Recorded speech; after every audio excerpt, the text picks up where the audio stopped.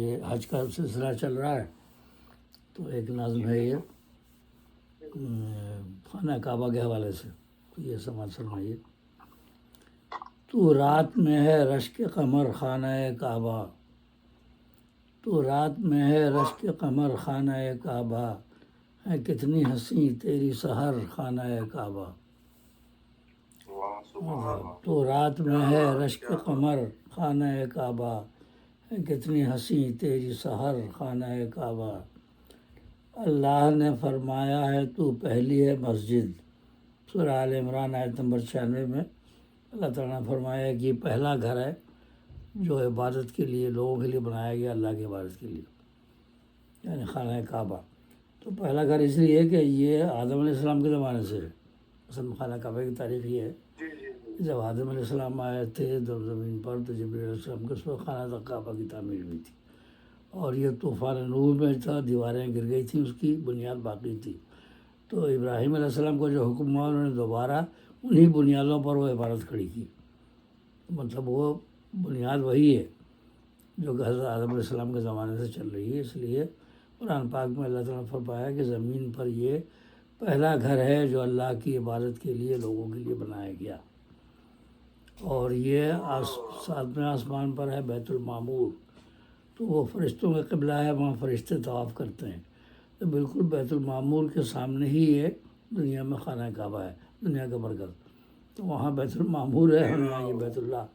یہ جو ہے ہمیں دیا گیا اللہ تعالیٰ کی طرف سے۔ تو پھر حضرت ابراہیم علیہ السلام نے اس کی بنیاد وہ کی، لیکن بنیاد وہی رہتی، بنیاد نہیں بدلتی اس کی، وہیں سے آدم علیہ السلام کے زمانے سے جو بنیاد جبریل علیہ السلام نے ڈالی بیت المعمور کے بالکل سامنے ہے، اس لیے وہاں سے وہ ہوتی۔ تو اللہ نے فرمایا ہے تو پہلی ہے مسجد، فرمایا کہ مکہ میں بنی ہے پہلی مسجد۔ مکہ کو زمانے میں بکہ کہتے تھے، تو سارا آل عمران آیت نمبر 96 میں بے بکہ مبارک ہوئی، مبارک گھر مکہ میں جو سب سے پہلا گھر ہے، تو پہلی عبادت گاہ ہی ہے، آدم علیہ السلام کے ساتھ آئی۔ تو اللہ نے فرمایا ہے تو پہلی ہے مسجد، دنیا میں ہے اللہ کا گھر خانہ کعبہ، دنیا میں ہے اللہ کا گھر خانہ کعبہ۔ اچھا، جو ہمارے جو بت پرست جو ہیں انڈیا والے ہندو، تو بعض دفعہ آتے ہیں ترنگ میں تو کہتے ہیں کہ بھائی ارے ہم پتھر کے بت پوچھتے تھے تو بھی تو پتھر کو سجا کرتے ہو، خانہ کعبہ کیا ہے، پتھر کی عبادت تو ہے۔ تو اس کا جواب یہ ہے کہ وہ حقیقی مسجد خانہ کعبہ نہیں ہے، ہمارا حقیقی مسجد تو اللہ تعالیٰ ہے، خانہ کعبہ تو ایک ڈائریکشن ہے۔ اب جیسے وہ اپنے بتوں کا احترام کرتے ہیں، ہمیں احترام کرتے ہیں خانہ کعبہ کا، لیکن اس کی پوجا نہیں کرتے،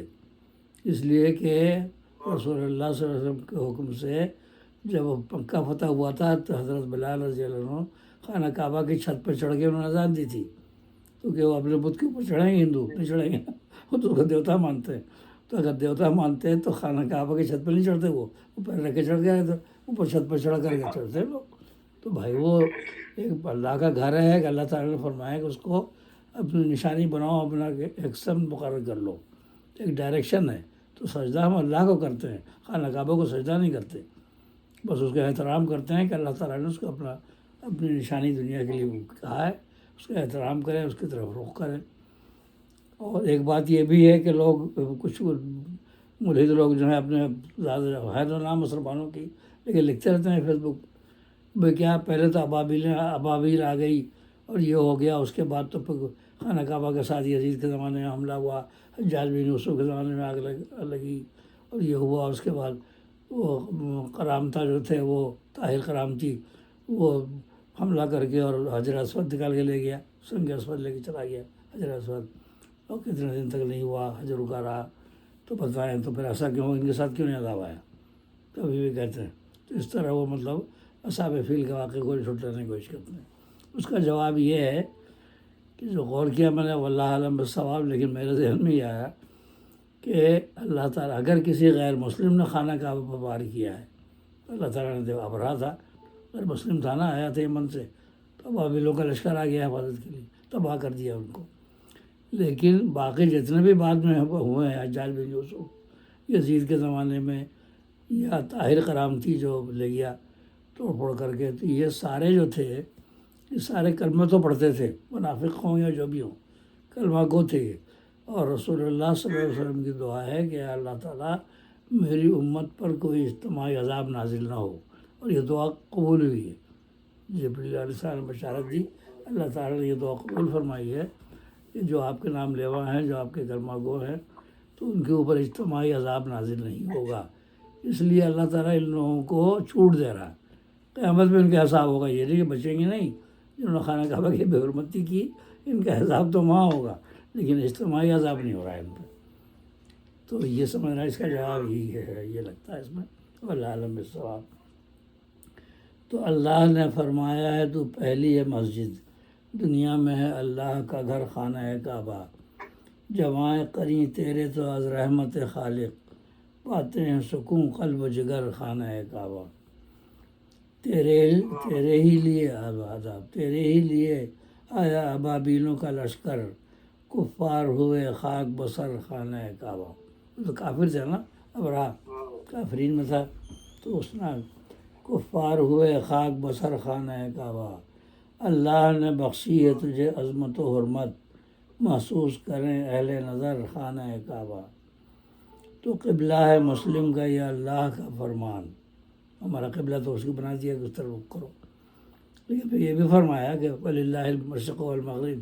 يَهْدِي مَن يَشَاءُ إِلَىٰ صِرَاطٍ مُّسْتَقِيمٍ۔ تو جب ہم سفر میں ہوتے ہیں، پلین پہ ہوتے ہیں، اور کہیں جہاں ہمیں رخ کا پتہ نہیں ہوتا، تو ہم کسی بھی طرح پڑھ لیں، سواری پر بھی پڑھنے کی اجازت ہے۔ اب سفر میں ہے، جہاز میں سواری بھی پڑھ لیں، تو ظاہر ہے وہاں بھی قبلہ تو ہم نہیں کر سکتے، بس ارادہ کر لیتے ہیں کہ اللہ کو سجدہ کر رہے ہیں، تو جہاں تک ممکن ہو ہم قبلہ کہہ سکتے ہیں وہ۔ لیکن اگر کسی مجبوری سفر میں، پلین میں تو پڑھتے ہیں، تو وہاں ہم قبلہ کیا ہم کریں گے؟ تو مطلب یہ کہ نیت ہماری رہتی ہے کہ بس اللہ کو سجدہ کرنا ہے،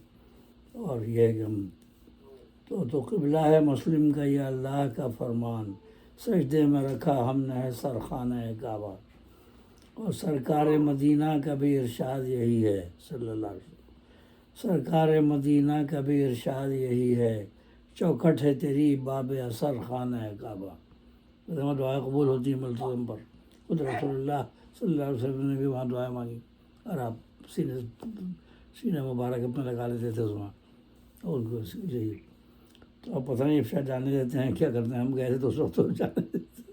2008 تک تو تھا۔ تو سرکار مدینہ کا بھی ارشاد یہی ہے، چوکھٹ ہے تیری باب اثر خانہ کعبہ، بت رکھے تھے کفار نے پھر پاک ہوا تو، بت رکھے تھے کفار نے پھر پاک ہوا تو، جب آئے یہاں فخر بشر خانہ کعبہ صلی اللہ علیہ وسلم۔ یعنی جب مکہ فتح ہوا تو پہلے تو 360 بت رکھے ہوئے تھے وہاں۔ تو اچھا سورۃ توبہ میں یہ بھی فرمایا، سورۃ توبہ میں آیت ہے کہ کفار کے منہ پر، بت پرستوں کے منہ پر ان کے بتوں کو برا نہیں کہو، اس لیے کہ یہ غصے میں آ کر کے اور یہ عرف بکیں گے، نعوذ باللہ اللہ کی شان میں گستاخی کریں گے، تو اس لیے ان کے منہ پر ان کے بتوں کو برا نہیں کہو۔ تو اس پہ بھی لوگ اعتراض کرتے ہیں کہ اچھا قرآن پاک تو منع کیا کہ بت پرستوں کے منہ پر ان کے بتوں کو برا نہیں کہو، لیکن یہ ہے کہ جب مکہ فتح ہوا تھا تو بت تو توڑ دیے گئے، تو توڑے گئے تو مطلب یہ تو اصل میں بت اس لیے توڑے گئے، اس کی وجہ یہ ہے کہ خانہ کعبہ اللہ کا گھر ہے شروع سے، اور اللہ کے گھر میں انہوں نے زبردستی بت لا کے رکھ دیے تھے 360، تو ان کو تو نکالنا تھا نا۔ آپ کے گھر میں کوئی آ کے قبضہ کر لے، بیٹھ جائے، تو آپ بے دخل کروائیں گے نا اس کو، پولیس کو بلا کے میرے گھر میں گھس گیا نکلو، تو اس کو تو نکالنا ہی نکالنا ہے۔ لیکن اور باقی کی عبادت گاہوں کو توڑنے کے لیے نہیں کہا گیا، جب انتہا پسند ہے چاہے مندر بھی ہو، تو آپ کیوں کہ کسی کا مندر تو ٹھیک ہے، آپ ان کو سمجھائیں نرمی سے، لیکن آپ اگر سختی کریں گے ان کے ساتھ، بتوں کو گالیاں دیں گے، برا بھلا کہیں گے، توڑیں گے اس کو، تو یہ قرآن نہیں کہہ رہا کہیں بھی کہ عبادت گاہوں کو ان کو توڑو۔ باقی لوگوں نے اپنی مرضی توڑے ہیں، صلاح الدین ایوبی، سومناتھ، یہ وہ، تو ان کا اپنا فعل ہے نا۔ قرآن نے کہیں نہیں کہا کہ جو بھی مندر نظر آئے توڑ دو جا کے، یہ نہیں کہا ہے، صرف خانہ کعبہ کے لیے اس لیے کہ وہ اللہ کا گھر تھا، باقی کو تو پھر آپ ایک جگہ کریں گے تو آپ کی مسجدوں کو کریں گے، ہے وہی بات ہو گئی نا۔ اگر آپ بتوں کو برا کہیں گے تو پلٹ کے نعوذ باللہ اللہ تعالیٰ کو کہیں گے، اگر آپ ان کی عبادت گاہیں توڑیں گے تو جہاں ان کو موقع ملے گا وہ آپ کی مسجدیں گرائیں گے، تھوڑی باز آئیں گے، وہ تو بے عقل لوگ ہیں۔ تو سورۃ توبہ میں یہ بھی فرمایا کہ اگر کوئی بت پرست، اگر کوئی مشرک جو ہے وہ میدان جنگ میں تمہارے سامنے آ کر کے ہتھیار ڈال دے، تو اور تم سے امان طلب کرے تو اس کو امان دے دو اس کو، اور اگر وہ قرآن کی آیتیں بتاؤ اس کو، اگر وہ مان لیتا ہے تو ٹھیک ہے، نہیں مانتا وہ کہتا ہے کہ اچھا مجھے کسی پناہ کی جگہ پہنچا دو، محفوظ جگہ، تو اسے مارو نہیں، بھی قرآن میں ہے، آپ اس کو پہنچا دیں، اس کو موقع دیں کہ وہ غور کرے اس پر، قرآن کی تعلیم پر، اس لیے کہ یہ ناسمجھ لوگ ہیں۔ یہ نے کہا کہ اس نے وہ ہتھیار ڈال دیا پھر مار دو اس کو، بھائی تو ہندو ہے، وہ کافر ہے، تو ایسا نہیں ہے، اگر وہ گئے یہ بھی قرآن کی آیت ہے۔ تو جہاں پر یہ اچھا اس میں یہ بھی ہے کہ ان کو جہاں پاؤ مارو، اس کا یہ کوٹ کرتے ہیں سورۃ توبہ میں، اس میں لکھا ہوا ہے کہ جہاں پاؤ مارو، تو وہ جہاں پاؤ مارو وہ ان کے لیے جو دہشت گرد ہیں، ٹیررسٹ، آج کل بھی دہشت گردوں کو کہاں بخشتا ہے کوئی، جو دہشت گردی کر رہے ہیں ان کو تو پوری دنیا میں برا کہا جاتا ہے، تو جو جہاں پاؤ مارو ان لوگوں کو جو کہ چھپ چھپ کے حملے کرتے تھے، دہشت گردی کرتے تھے، ان کو کہا گیا ہے، اور جو سرنڈر ہو جاتے ہیں، ہتھیار ڈال دیتے ہیں، تو ان کے لیے تو کہا گیا ہے ان کو پہنچا دو۔ یہ تینوں آیتیں ساتھ ساتھ ہی ہیں، تو آگے کی آیت چھوڑ کر کے اس کو پوائنٹ پر رہتے ہیں، کہتے ہیں قرآن میں لکھا ہوا ہے کہ جہاں پاؤ مارو، تو میں نے اس کا جواب بھی دیا تھا کہ جہاں پاؤ مارو، اور یہی کرسچن یہ لوگ بھی لکھتے ہیں قرآن میں تو یہ حکم ہے جہاں پاؤ ان کو مارو، تو میں نے کہا وہ تو دہشت گردوں کے لیے ہے۔ اس جگہ قرآن میں سورہ مائدہ میں یہ بھی ہے کہ اہل کتاب کی عورتوں سے نکاح جائز قرار دیا، مستحسن نہیں ہے لیکن جائز قرار دیا ہے اہل کتاب کی عورتوں سے مسلمانوں کو، تو جب نکاح ان سے کر رہے ہو تو بھائی ان سے رشتہ داری کر رہے ہیں، تو جب رشتہ داری کر رہے ہیں تو آپ کیا قتل کر دو ان کو، کیا آپ نے فادر ان لاء کو مدر ان لاء کو پورے سسرال کو قتل کرے گا وہ جب رشتہ کر رہا ہے ان سے، اور بیوی بھی ظاہر ہے بیوی مسلمان تو بھی نہیں ہے، یہودی ہے عیسائی، اس کو اجازت دیا ہوا، تو عیسائی کے خلاف سمجھتے نہیں ہیں اس کو، ایسا نہیں، نرمی سے کہا گیا، پتہ نہیں آپ لڑنے والی بات کریں گے لڑائی ہوگی آپس میں، برا بھلا کہیں، تو وہی تو مترکت کفار نے پھر پاک ہوا تو جب آئے یہاں فخر بشر خانہ کعبہ، خانہ کعبہ کی بات یہ تھی کہ یہ تو ہم نے کہ ناجائز قبضہ تھا نا بتوں کا، یہاں بتوں کو لگا رکھا تو یہاں سے نکالنا تھا، اور کوئی ایسی مثال نہیں ملتی کہ رسول نے وہ حکم دیا ہو کہیں کہ جاؤ فلاں بت خانہ ہے مندر جا کے ڈھالو، ایسا آپ نے حکم نہیں کیا، وہ بعد میں لوگوں نے اپنی مرضی سے توڑا پھوڑا، وہ ان کا اپنا عمل ہے، لیکن یہ کہیں ایسا نہیں ہوا کہ جا کے توڑ دو، اس لیے اگر آپ توڑیں گے تو بدلے میں وہ مسجدیں کریں گے جہاں ان کو تو قابو ہوگا۔ اب دیکھیں نا بابری مسجد کا کیا ہوا انڈیا میں، ہے نا، اگر آپ ادھر توڑ پھوڑ کریں گے تو بدلہ نکالتے ہیں پھر۔ تو اللہ نے احسان کیا ہم کو بلایا، کتنا تھا وہ پاکیزہ سفر خانہ کعبہ، اللہ نے احسان کیا ہم کو بلایا، کتنا تھا وہ پاکیزہ سفر خانہ کعبہ، اے پھول یہاں ہوتی ہیں مقبول دعائیں، اے پھول یہاں ہوتی ہیں مقبول دعائیں، دنیا میں ہے اللہ کا در خانہ کعبہ، دنیا میں ہے اللہ کا در خانہ کعبہ۔ تو مطلب یہ ہے کہ قرآن کے حوالے سے میں نے یہ باتیں کہی ہیں، اب یہ لوگوں کو اعتراض تو ہوگا کہ آپ ہی کہہ رہے ہیں کہ بت خانہ نہیں ڈھاؤ، اس لیے قرآن میں کہیں بھی نہیں ہے کہ بت خانہ کو توڑو، صرف خانہ کعبہ سے نکالے گئے اس لیے کہ وہ اللہ کا گھر تھا، تو اگر آپ کے گھر میں کوئی گھس جائے تو آپ ویسے بھی نکالیں گے نا بےدخل، تو تم یہاں کے گھس گئے، اپنا اگر مندر بنایا ٹھیک ہے، کوئی بنانا وہ نہیں ہے، لیکن اگر انہوں نے بنایا تو آپ اس کو نرمی سے سمجھائیں نا، اگر آپ سختی کریں گے توڑ پھوڑ کریں گے تو وہ آپ کی مسجدیں توڑیں گے، یا ان کو برا بھلا کہیں گے، گالیاں دیں گے بتوں کو، یا مذاق اڑائیں گے بتوں، بس ان کو سمجھائیں نرمی سے کہ بھائی پتھر کے بت ہیں کیسے وہ کر رہے ہو، توڑنے پھوڑنے کے لیے کہیں بھی نہیں کہا گیا۔ تب چلیے ایک نعت کے اشعار بھی پیش کر دیتا ہوں، درود شریف پڑھ لیجیے، اللہم صلی علی محمد وعلی آل محمد کما صلیت علی ابراہیم وعلی آل ابراہیم انک حمید مجید، محمد وعلی آل محمد کما بارکت علی ابراہیم وعلی آل ابراہیم انک۔ یہ دبستان وارثیہ کا مشاعرہ وہاں ردیف ملی تھی، آشکار کی ردیف ہے، جب ہوئی آقا کی تاریخ ولادت آشکار، جب ہوئی آقا کی تاریخ ولادت آشکار، ہر طرف کونین میں بہجت مسرت آشکار، ہر طرف کونین میں بہجت مسرت آشکار، اور قول رب العالمین ہے رحمت للعالمین، یہ پوائنٹ ہے کہ اللہ تعالیٰ نے اپنے کو فرمایا رب العالمین، اور اس نے رسول اللہ صلی اللہ علیہ وسلم فرمایا رحمت للعالمین، یعنی اللہ تعالیٰ تمام عالموں کا رب ہے، آپ کو بھی تمام عالموں کے لیے رحمت قرار دیا، تو یہ بہت بڑی بات ہے، اور کسی کو نہیں کہا رحمت للعالمین، کسی بھی نبی کو، کسی رسول کو، اللہ تعالیٰ نے اپنے کو کہا کہ اللہ تعالیٰ الحمدللہ رب العالمین وہ تمام عالموں کا رب ہے، اور آپ کو فرمایا وما ارسلناک الا رحمۃ للعالمین، ہم نے آپ کو تمام عالموں کے لیے رحمت بنا کے بھیجا۔ تو جہاں جہاں اللہ تعالیٰ کی مطلب ربوبیت ہے وہاں وہاں کے لیے آپ کو رحمت بنا کے بھیجا، نہیں بھیجا اللہ تعالیٰ نہیں، اسی کا فضل ہے۔ تو قول رب العالمین ہے رحمت للعالمین، ہو گئی آقا کی اس سے شان رحمت آشکار، ہو گئی آقا کی اس سے شان رحمت آشکار، کہہ دیا قرآن بے شک وہ رعوف اور وہ رحیم۔ سورۃ توبہ میں آخری جو آیات ہیں، لقد جاءکم رسول من انفسکم عزیز علیہ ما عنتم حریص علیکم بالمؤمنین رؤوف الرحیم۔ تو اللہ تعالیٰ بھی رؤوف و رحیم، اللہ تعالیٰ کا نام بھی ہے رؤوف و رحیم، اور رسول اللہ صلی اللہ علیہ وسلم کو بھی فرمایا رؤوف و رحیم، لیکن خالق اور مخلوق کا فرق رہے گا، اس لیے کہ وہ خالق ہے رؤوف و رحیم، اور اس نے آپ کو جو بنایا، آپ کی تخلیق کی، آپ شاہکار ہیں اس کا سب سے بہتر شاہکار، اور آپ کو بھی فرمایا کہ رؤوف و رحیم ہے۔ تو کہہ دیا قرآن بے شک وہ رؤوف اور وہ رحیم،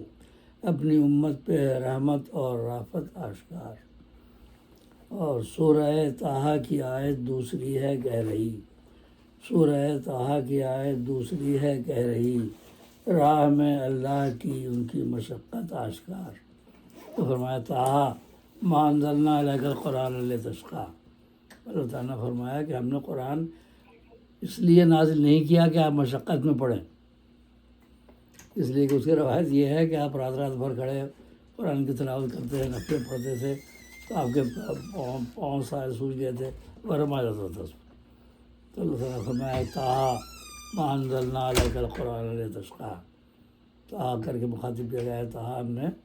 آپ پر قرآن اس لیے نازل نہیں کیا کہ آپ مشقت میں پڑھیں، اتنی مشقت نہیں کریں آپ، اللہ نے شفقت۔ تو سورہ طٰہٰ کی آیت دوسری ہے کہہ رہی، راہ میں اللہ کی ان کی مشقت آشکار۔ یہ بھی بنا لی ماشاء اللہ۔ رب نے فرمایا ہے ان کا ذکر ہے اونچا کیا، وہ رفعنا لک ذکرک، رب نے فرمایا ہے ان کا ذکر ہے اونچا کیا، ہے رفعنا سے نبی کی شان رفعت آشکار، وہ رفعنا لک ذکرک سورہ نشراء میں۔ وہ سراج نور ہیں وہ حامل خلق عظیم،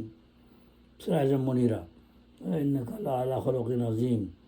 وہ سراج نور ہیں وہ حامل خلق عظیم، وصف ان کا کرتی ہے قرآن کی آیت آشکار، وصف ان کا کرتی ہے قرآن کی آیت آشکار۔ کوئی پیغمبر نہیں امت پہ اتنا مہرباں، کوئی پیغمبر نہیں امت پہ اتنا مہرباں، ہم غلاموں پر ہے شفقت اور محبت آشکار، ہم غلاموں پر ہے شفقت اور محبت آشکار۔ دین کامل ہو گیا اور آپ ختم الانبیاء، الیوم اکملت لکم دینکم سورہ مائدہ میں، اور آپ کو خاتم النبیین نے فرمایا دین کامل ہو گیا اور آپ ختم الانبیاء، آیا قرآن سے ہے ختم نبوت آشکار، آیا قرآن سے ہے ختم نبوت آشکار، دین کامل ہو گیا اور آپ ختم الانبیاء عذاب بے شک۔ آپ ہیں شمس الضحیٰ بدر الدجا نور الہدیٰ، آپ کی تعلیم سے نور ہدایت آشکار، آپ کی تعلیم سے نور ہدایت آشکار۔ وہ سارا مقطع شعر ہے۔ آپ علی سے بے کساں ہیں رحمت ہر دو جہاں، آپ علی سے بے کساں ہیں رحمت ہر دو جہاں، ہو گئی مظلوم کے رخ پر سکینت آشکار، ہو گئی مظلوم کے رخ پر سکینت آشکار عذاب۔ اور مقطع ہے پھول ہے باغ سخن میں تجھ پہ فضل اللہ کا، پھول ہے باغ سخن میں تجھ پہ فضل اللہ کا، ہے تیرے اشعار میں آقا کی مدحت آشکار، ہے تیرے اشعار میں آقا کی مدحت آشکار صلی اللہ علیہ وسلم۔ قول رب العالمین ہے رحمت للعالمین، ہو گئی آقا کی اس سے شان رحمت آشکار۔ اور دین کامل ہو گیا اور آپ ختم الانبیاء، آیا قرآن سے ہے ختم نبوت آشکار، آیا قرآن سے ہے ختم نبوت آشکار۔ بہت بہت شکریہ بات فرمانے کا۔ ماشاء اللہ ریویو بھی آ گئی، اور علی احمد شاہ صاحب بھی آ گیا، واسطہ وغیرہ۔